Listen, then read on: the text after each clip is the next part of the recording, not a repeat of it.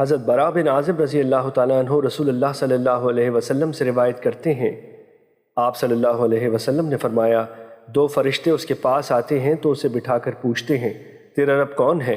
تو وہ کہتا ہے میرا رب اللہ ہے۔ پھر وہ پوچھتے ہیں تیرا دین کیا ہے؟ تو وہ کہتا ہے میرا دین اسلام ہے۔ پھر وہ پوچھتے ہیں یہ آدمی جو تم میں مبعوث کیے گئے تھے وہ کون تھے؟ وہ جواب دے گا وہ اللہ کے رسول ہیں۔ وہ دونوں فرشتے کہتے ہیں تمہیں کس نے بتایا؟ وہ کہتا ہے میں نے اللہ کی کتاب پڑھی تو میں اس پر ایمان لے آیا اور تصدیق کی۔ اس کا یہ جواب دینا اللہ تعالیٰ کے اس فرمان کے مطابق ہے۔ ترجمہ: اللہ ان لوگوں کو جو ایمان لاتے ہیں سچی بات پر ثابت قدم رکھتا ہے۔ فرمایا آسمان سے آواز دینے والا آواز دیتا ہے میرے بندے نے سچ کہا، اسے جنتی بچھونا بچھا دو، جنتی لباس پہنا دو اور اس کے لیے جنت کی طرف ایک دروازہ کھول دو۔ وہ کھول دیا جاتا ہے، وہاں سے معطر باد نسیم اس کے پاس آتی ہے اور اس کی حد نگاہ تک اس کی قبر کشادہ کر دی جاتی ہے۔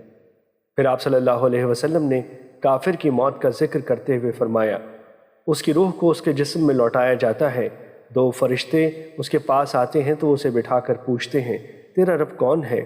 وہ کہتا ہے ہائے ہائے میں نہیں جانتا۔ پھر وہ پوچھتے ہیں تیرا دین کیا ہے؟ وہ جواب دیتا ہے ہائے ہائے میں نہیں جانتا۔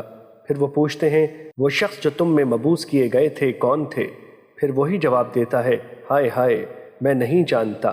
آسمان سے آواز دینے والا آواز دیتا ہے اس نے جھوٹ بولا، لہٰذا اسے جہنم سے بستر بچھا دو، جہنم سے لباس پہنا دو اور اس کے لیے جہنم کی طرف ایک دروازہ کھول دو۔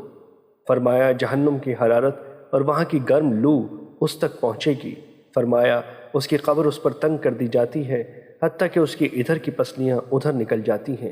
پھر ایک اندھا اور بہرا داروغہ اس پر مسلط کر دیا جاتا ہے جس کے پاس لوہے کا بڑا ہتھوڑا ہوتا ہے، اگر اسے پہاڑ پر مارا جائے تو مٹی ہو جائے۔ وہ اس کے ساتھ اسے مارتا ہے تو جن و انس کے سوا مشرق و مغرب کے مابین موجود ہر چیز اس مار کو سنتی ہے۔ وہ مٹی ہو جاتا ہے تو پھر روح کو دوبارہ اس میں لوٹا دیا جاتا ہے۔ مشکوٰۃ المصابیح حدیث نمبر 131۔ حضرت عثمان رضی اللہ تعالیٰ عنہ سے روایت ہے جب آپ کسی قبر کے پاس کھڑے ہوتے تو وہاں اس قدر روتے کہ آپ کی داڑھی تر ہو جاتی۔ آپ سے پوچھا گیا آپ جنت اور جہنم کا تذکرہ کرتے ہوئے نہیں روتے مگر قبر کا ذکر کر کے روتے ہو؟ تو انہوں نے بتایا کہ رسول اللہ صلی اللہ علیہ وسلم نے فرمایا بے شک قبر منازل آخرت میں سے پہلی منزل ہے، بس اگر اس سے بچ گیا تو اس کے بعد جو منازل ہیں وہ اس سے آسان تر ہیں، اور اگر اس سے نجات نہ ہوئی تو اس کے بعد جو منازل ہیں وہ اس سے زیادہ سخت ہیں۔ راوی بیان کرتے ہیں رسول اللہ صلی اللہ علیہ وسلم نے فرمایا میں نے قبر سے زیادہ سخت اور برا منظر کبھی نہیں دیکھا۔ مشکوٰۃ المصابیح حدیث نمبر 132۔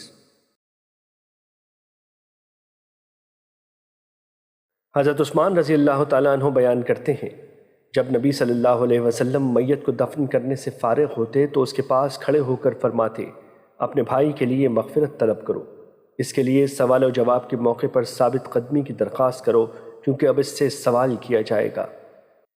مشکوٰۃ المصابیح حدیث نمبر 133۔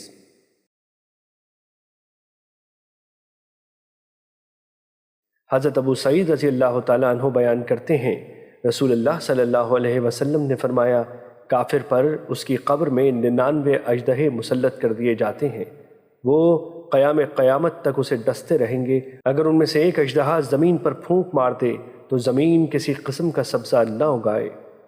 امام ترمذی نے اسی طرح روایت کیا ہے، انہوں نے 99 کے بجائے 70 اژدہوں کا ذکر کیا ہے۔ مشکوٰۃ المصابیح حدیث نمبر 134۔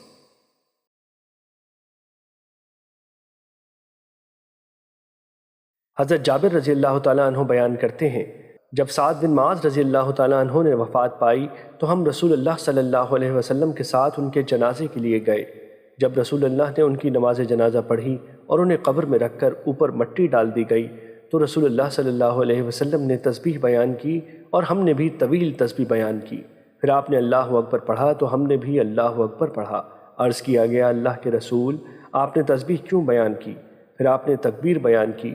آپ صلی اللہ علیہ وسلم نے فرمایا اس صالح بندے پر اس کی قبر تنگ ہو گئی تھی حتیٰ کہ اللہ نے اسے کشادہ کر دیا۔ مشکوٰۃ المصابیح حدیث نمبر 135۔